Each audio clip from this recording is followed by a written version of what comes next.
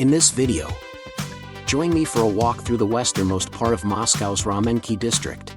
This is a new development area where modern residential complexes are being built from scratch without demolishing existing structures. The architecture here stands out favorably compared to many other Moscow projects, offering more thoughtful and aesthetically pleasing designs. For contrast, look across the highway to the Otsakovo district with its typical rectangular blocks, which represent a completely different approach to urban development. Right now I'm walking on Lobatsevsky Street. To my left is the Otsakova district, and to my right is Ramenki. The giant towers are part of the large-scale level Mitsurinsky business-class residential quarter in the Otsakova district, which consists of 11 buildings, the tallest of which reach 54 floors. The tasteless agglomeration of parallelepipeds is the Balsaya Otsakovskaya II residential complex. Unfortunately, buildings like this are often built these days.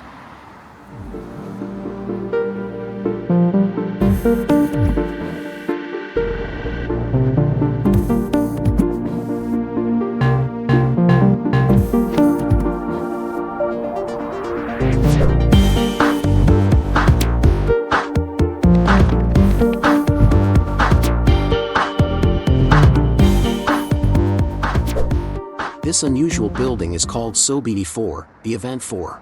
This residential complex was supposed to have a third similar tower, but it's not visible yet for some reason. The jury of the Top Residential Complex 2025 Real Estate Award recognized the Sobity, the Event, project on Mosfilmovskaya Street by the Donstroy Development Company as the best new construction project in Moscow and Russia. Let's look at the Otsakova district again for a second. An acquaintance of mine thinks it looks like New York from the film Autumn in New York, 2000.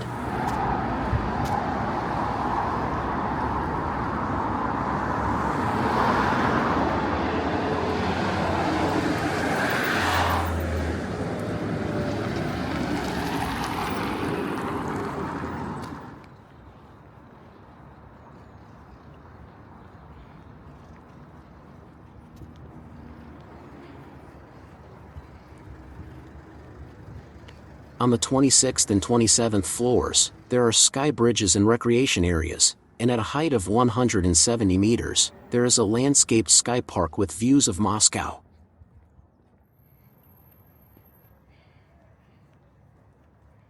You are watching Real Moscow channel on YouTube. On our left is the Krylya, Wings, residential complex, and on our right is Sabadia, the Event, this one without a number. From what I understand, all these architecturally diverse buildings are part of one large Sobity residential complex, just with different block numbers. Most of the streets here, like the neighborhoods themselves, were built from scratch, and they're named after legendary Soviet actors, Vasily Lanovoy, Oleg Yankovsky, Andrei Mironov, Innokendy Smokhtanovsky, Anatoly Papanov, Oleg Tabakov, and others. There's also a street named for the director Leonid Gaidai, who, as you might know, sometimes had cameos in his own films.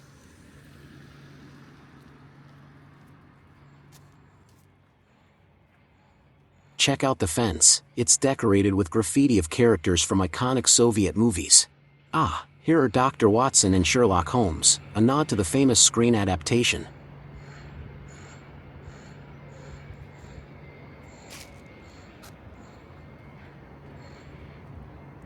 And this one on the right is painted with a forest landscape. It's probably a hint that we're not in a concrete jungle, but in a kind of concrete forest.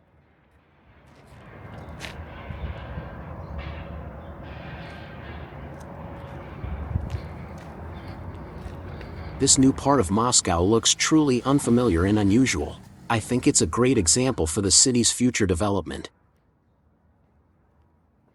You know, if I didn't know I was in Moscow, I'd never believe it. The architecture is completely atypical for the capital.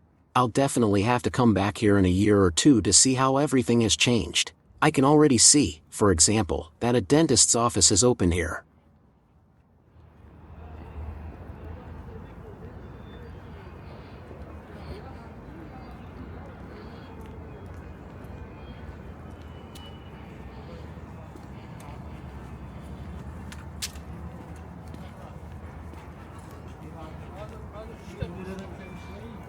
İşte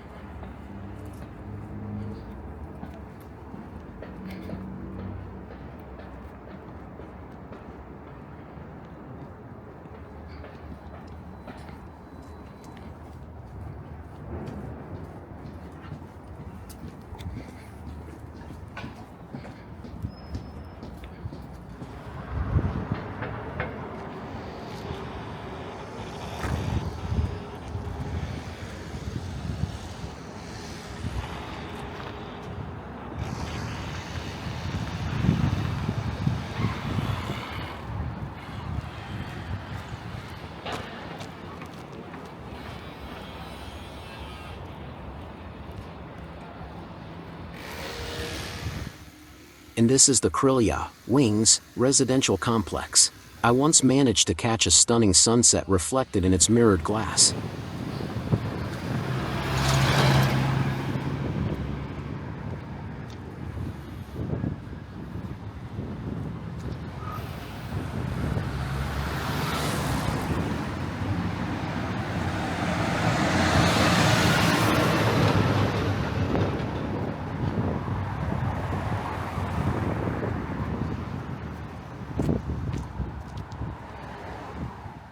And over there on the horizon, you can see new constructions in Otsakawa.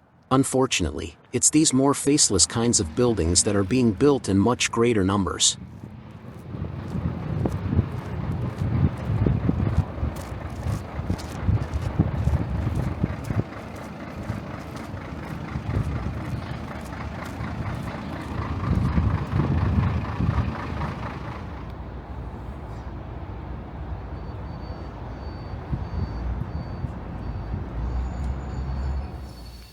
This district is right next to the Amievskaya D4 platform and the Amievskaya metro station on the Big Circle line. I'm going to ride the train one stop to Matveyevskaya station to film a panorama of the new buildings from there.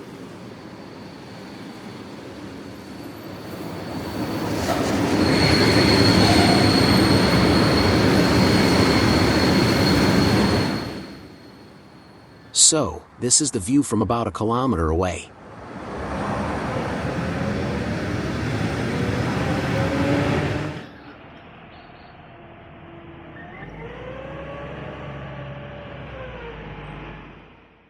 And this is a view from a completely different angle, much further east, from the Mitsurinsky Prospect metro station.